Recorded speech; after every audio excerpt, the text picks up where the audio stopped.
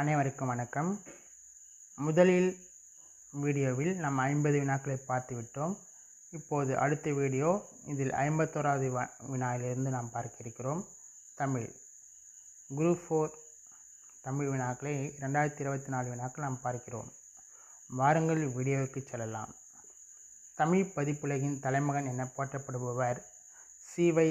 தாமோதரனார். மாநகராட்சி கூட்டத்திற்கு தலைமை வகித்தவர் ராஜாஜி. அக்கூட்டத்தில் தலையை கொடுத்தேனும் தலைநகரை காப்போம் என்று மாப்போசி முழங்கினார். இதில் கூற்று 2 மட்டும்தான் சரி. அடுத்தது, திருச்சிராப்பள்ளிக்கு அருகில் அமைந்துள்ள அல்லூரில் திருவள்ளுவர் தவச்சாலையை அமைத்தவர் ரா. இளங்குமரனார். திருச்சிராப்பள்ளிக்கு அருகில் அமைந்துள்ள அல்லூரில் திருவள்ளுவர் தவச்சாலை அமைத்தவர் ரா. இளங்குமரனார். ராசராச சோழனுக்கு கோயில் கட்ட வேண்டுமென்ற ஆர்வத்தை தூண்டிய கோவில் எது? ராசசிம்மேச்சுரம் கோயில்.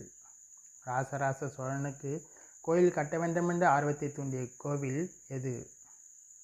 ராசசிம்மேச்சுரம் கோயில். குந்தி தின்றால் குன்றும் கரையும். குந்தி தின்றால் குன்றும் கரையும் என்னும் பழமொழி உணர்த்தும் பொருள் எழுது. உழைக்காதவன் செல்வம் அழியும். குந்தி தின்றால் குன்றும் கரையும் அப்படின்னா, அமர்ந்த இடத்துல நம்ம சாப்பிட்டுனே இருந்தால், வேலைக்கு போகாமல் வருமானம் இல்லாமல் உட்காந்து சாப்பிட்டு இருந்தால் இருக்கிற பொருள்லாம் செலவாயிடும். அதுதான் சொல்கிறாங்க, உழைக்காதவன் செல்வம் அழியும் அப்படின்றாங்க. அடுத்தது, அகர வரிசைப்படுத்துக. இசைக்கருவிகளின் பெயர்களை அகர வரிசைப்படுத்துக. படகம், தவில், கணப்பறை, உடுக்கை, நாகஸ்வரம், மகுடி. இதில் முதல்ல உயிரெழுத்துக்கள் என்ன இருக்கோ நம்ம அதை வரிசைப்படுத்தணும். அந்த வரிசையில் உடுக்கை வந்திருக்கு. அதுக்கப்புறம் காவரிசை, தாவரிசை, நாவரிசை, பாவரிசை, மாவரிசை எழுதியிருக்காங்க. B the answer. அடுத்தது, மணக்குரங்கு என்னும் சொல்லின் இலக்கண குறிப்பு. உருவகம். மணக்குரங்கு உருவகம். பொருந்தா சொல்லை கண்டறி. கடல், பறவை, ஆழி, ஆறு. மற்றதெல்லாம் கடலை குறிக்கும். ஆறு மட்டும் கடலை குறிக்காது. ஆறுங்கிறது ஒரு நதி. அடுத்தது, பிழை திருத்தம் செய்க. மயில் அகவும், குயில் கூவும், ஆந்தை அலரும். இதுதான் இதனுடைய சரியான விடை. C answer. இதான் மரபு சொல்ல அறியணும் அப்படின்றது. அடுத்தது, பிழை திருத்தம் செய்க. வாழைப்பழத்தோல் சறுக்கி ஏழைக்கிழவன் வியாழக்கிழமை கீழே விழுந்தான் அப்படின்ற ஏதான் ஆன்சர். அடுத்தது, பிறவினை சொற்களை கண்டறிய. பிறவினைனா மற்றவங்க செய்கிறது. வருவித்தான், திருத்தினான் அப்படின்றது சி தான் ஆன்சர், பிறவினை சொல். அடுத்தது, பின்வரும் தொடரை கண்டறிய. செய்வினை தொடர். பூங்குழலி யாழ் மீட்டினாள். பூங்குழலி யாழ் மீட்டினாள் செய்வினை தொடர். அடுத்தது, விடைக்கேற்ற வினா அமைத்தல். வணிக அறிவியல் முதலீட்டை பெருக்குவதற்காக பொருளை கண்டுபிடிக்கிறது. வணிக அறிவியல் முதலீட்டை பெருக்குவதற்காக பொருள்களை கண்டுபிடிக்கிறது. இதற்கேற்ற வினா, எத்தகைய முதலீட்டை பெருக்குவதற்காக பொருள்களை கண்டுபிடிக்கிறது. அடுத்தது, அகர வரிசைப்படுத்துக. கேழ்வர் பொலிக்கும் நசியி போந்து மஞ்சை நல்குவர் சாவகர். இது அகர வரிசைப்படுத்தினா கேழ்வர், சாவகர், நசியி, நல்குவர், பொலிக்கும், போந்து, மஞ்சை. இதுதான் என்னுடைய விடை. அடுத்தது,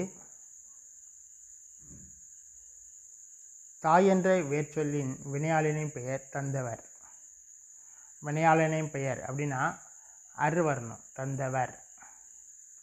அடுத்தது, வேர்ச்சொல்லை தேர்வு செய்க. மலர் வீட்டுக்கு சென்றால். வேர்ச்சொல் என்னது? சென்றால். இதனுடைய வேர்ச்சொல் செல். எது கட்டளை தொடரோ அதான் வேர்ச்சொல், செல். ஒலி வேறுபாடு அறிந்து சரியான பொருளை அறிதல். சூல், சூள், சூல். அப்போ இதில் சூழ்னா கருப்பம். சூழ் அப்படின்னா சுற்று. சூழ்னா என்னது? சபதம். இதுதான் சரியான விடை. பெயரற்ற தொடரை கண்டறிய. எங்கள் ஊரில் புலவர் ஒருவர் வாழ்ந்தார்.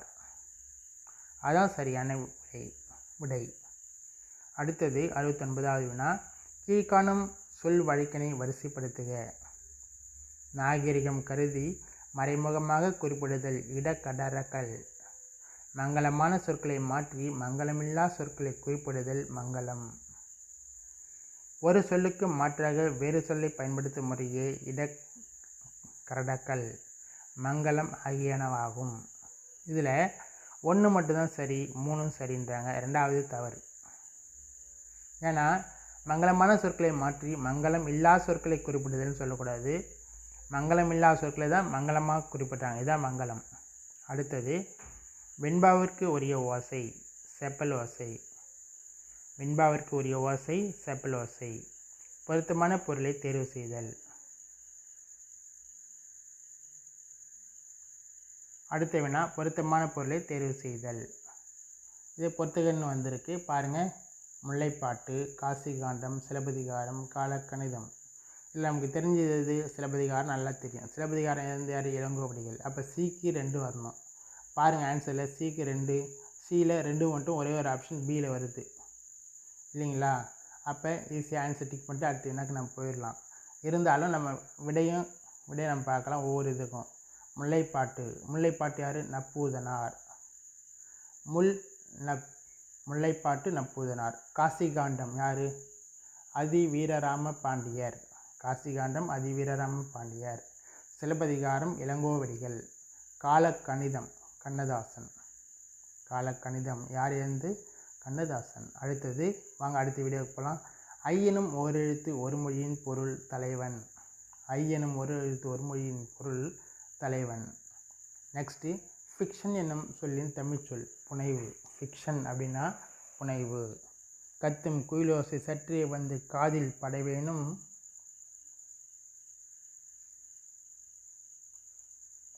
கத்தும் கோயிலோசை சற்றே வந்து காதில் பட வேணும். பாரதியாரி தொடரில் இடம்பெற்றுள்ள வலு அமைதியை குறிப்பிடுக. இதில் கத்தும் குயிலோசை அப்படின்னு சொல்கிறாங்க. கத்தும் குயிலோசைன்னு வராது மரபில், அதனால் மரபு வலுவமைதி அப்படின்னு சொல்கிறாங்க இது. அடுத்து வினா மணிமொழி கோவை அடைமொழியால் குறிக்கப்படும் நூல்கள். நான்மணிக்கடிகை, முதுமொழி காஞ்சி, ஆசாரக்கோவை. இதெல்லாம் மணிமொழி கோவை. மணினா நான்மணிக்கடிகை, மொழினா முதுமொழி காஞ்சி, கோவைனா ஆசாரக்கோவை. அடுத்தது 18 என்றால் 18. 18 என்றால் 18. இனியவை 40 பாடலின் ஆசிரியர் யார்? பூதம் சேந்தனார். இனியவை 40 பாடலின் ஆசிரியர் யார்? பூதம் சேந்தனார். பூவையும் குயில்களும் பொலங்கை வண்டரும். இவ்வடியில் பூவையும் என்பது நாகனவாய் பறவைகள் குறிக்கும். பூவையும் குயில்களும் பொங்கை வண்டரும். இவ்வடியில் பூவை என்பது யாரை குறிக்கும்? நாகனவாய் பறவைகள். அடுத்தது உத்தரகாண்டம் எழுதியவர் யார்? ஒட்டக்கூத்தர். உத்தரகாண்டம் எழுதியவர் ஒட்டக்கூத்தர். அடுத்த வினா பாடைமாக்கள் என அழைக்கப்படுபவர்கள் யார்? பலமொழி பேசும் மக்கள். பாடைமாக்கள் என அழைக்கப்படுபவர்கள் யார்? பலமொழி பேசும் மக்கள். பொறுத்துக மணிமேகலை. சிலப்பதிகாரம், பெரிய புராணம், திருவிளையாடல் புராணம்.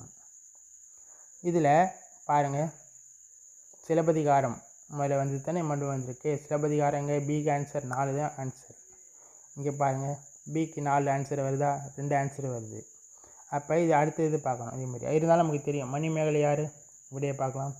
மணிமேகலை யார்? சீத்தலை சாத்தனார். சிலப்பதிகாரம் இளங்கோவடிகள். பெரிய புராணம் யார் இருந்து? சேக்கிழார். பெரிய புராணம் யார் இருந்து? சேக்கிழார். திருவிளையாடல் புராணம் யார் இருந்து?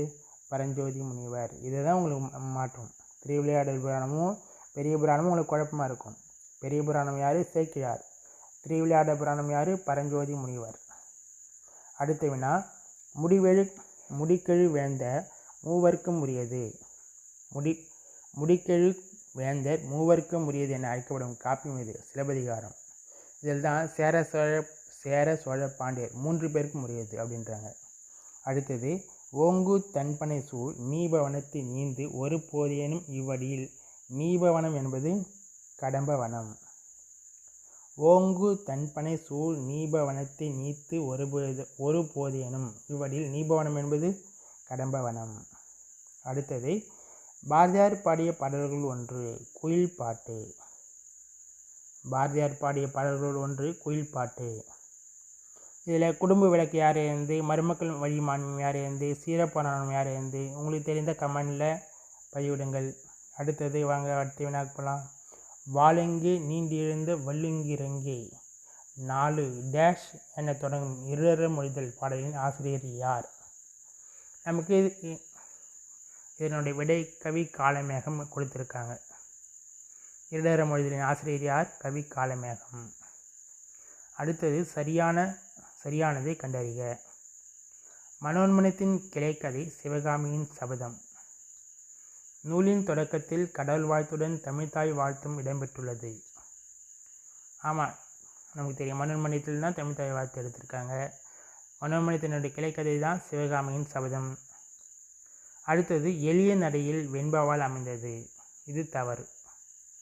மனோன்மணியம் தமிழில் முதல் பாவடிவ நாடக நூல்.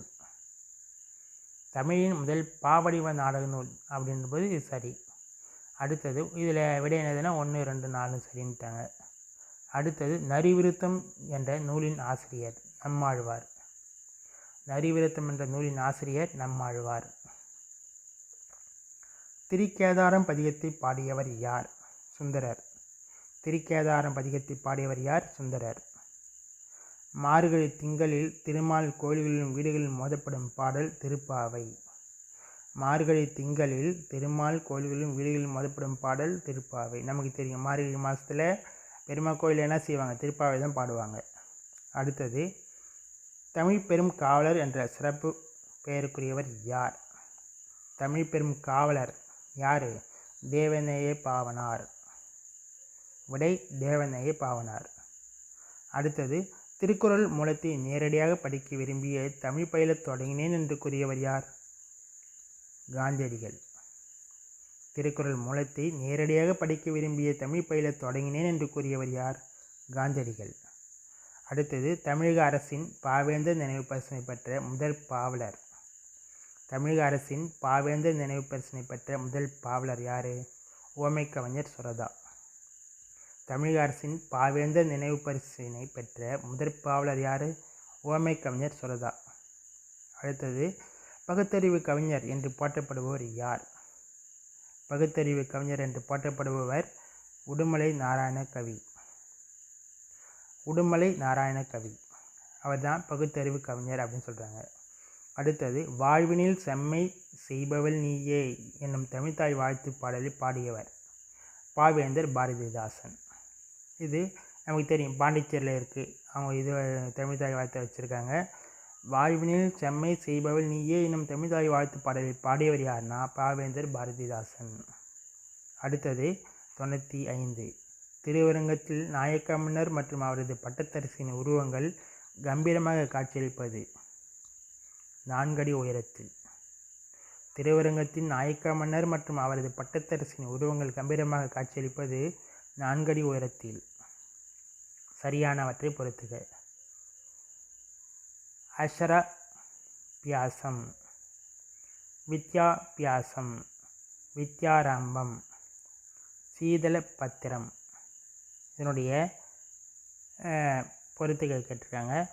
பாருங்கள், முதலில் அக்ஷரபியாசம் எழுத்து பயிற்சி. அக்ஷரபியாசம்னா எழுத்து பயிற்சி. வித்யாபியாசம் கல்வி பயிற்சி. வித்யாபியாசம்னா கல்வி பயிற்சி. ஆரம்பம் கல்வி தொடக்கம். வித்யா ஆரம்பம்னா கல்வி தொடக்கம். சீதள பத்திரம் தாழை மடல். அடுத்தது 97 எனக்கு வறுமையும் உண்டு மனைவி மக்களும் உண்டு அவற்றோடு மானமும் உண்டு என்று கூறிய தமிழ் அறிஞர் தேவநேய பாவனார். எனக்கு வறுமையும் உண்டு மனைவி மக்களும் உண்டு அவற்றோடு மானமும் உண்டு என்று கூறிய தமிழறிஞர் யாருன்னா தேவநேய பாவனார். இளமையில் நிறைய பேர் தனியாரில் வேலை செய்கிறவங்க இந்த வார்த்தையை சொல்லி தான் வேலையை விட்டு வெளியே வருவாங்க. அடுத்த வேலைக்கு ட்ரை பண்ணுவாங்க இளமையில். இதை தான் இவரும் சொல்கிறார். எனக்கு வறுமையும் உண்டு, மனைவி மக்களும் உண்டு, அவற்றோடு மானமும் உண்டு என்று கூறிய தமிழறிஞர் யாருன்னு கேட்டால் தேவனையே பாவனார். அடுத்தது 98. படைப்பாளன் தன் கருத்துக்களை உணர்ச்சிகளோடு வெளிப்படுத்தும் வடிவம் கவிதை. படைப்பாளன் தன் கருத்துக்களை உணர்ச்சிகளோடு வெளிப்படுத்தும் வடிவம் எதுனா கவிதை. அடுத்தது தேர்ந்தெடுத்து எழுதுக. மக்கள் கவிஞர் என்று அழைக்கப்படுபவர் பட்டுக்கோட்டை கல்யாண சுந்தரனார். பகுத்தறிவு கவிராயர் என்று அழைக்கப்படுபவர் உடுமலை நாராயணகவி. இதே வினா முன்னாடி நம்ம பார்த்துருக்கோம். பகுத்தறிவு கவிராயர் யாருன்னு சொல்லிட்டு உடுமலை நாராயணகவி தான் அப்படின்னு. அடுத்தது 100வது வினா, தவறான தொடரை தேர்ந்தெடுக்க. விடை பி. இந்தியாவில் முதல் பொது நூலகம் மும்பை நடுவண் நூலகமாகும். இதுதான் தவறு. அப்போ ஆசியாவின் மிக பழமையான நூலகம் தஞ்சை சரஸ்வதி மகால் நூலகம் சரி. உலக அளவில் தமிழ் நூல்கள் அதிகமுள்ள நூலகம் கன்னிமாரா நூலகம் சரி. கொல்கத்தாவில் தேசிய நூலகமே இந்தியாவின் தேசிய நூலகமாகும் அப்படின்னு சொல்லியிருக்காங்க. இது வரைக்கும் நம்ம தமிழில் இருக்க 100 வினாக்கள் பார்த்துருக்கோம். 2024 நடந்த குரூப் 4 வினாவை முழுமையாக நம்ம பார்த்துருக்கோம். நன்றி. இந்த வீடியோ உங்களுக்கு பிடிச்சிருந்தால் லைக் பண்ணுங்கள், ஷேர் பண்ணுங்கள், சப்ஸ்கிரைப் பண்ணுங்கள், ஆல் பட்டன் அழுத்துங்க. நன்றி நன்றி நன்றி.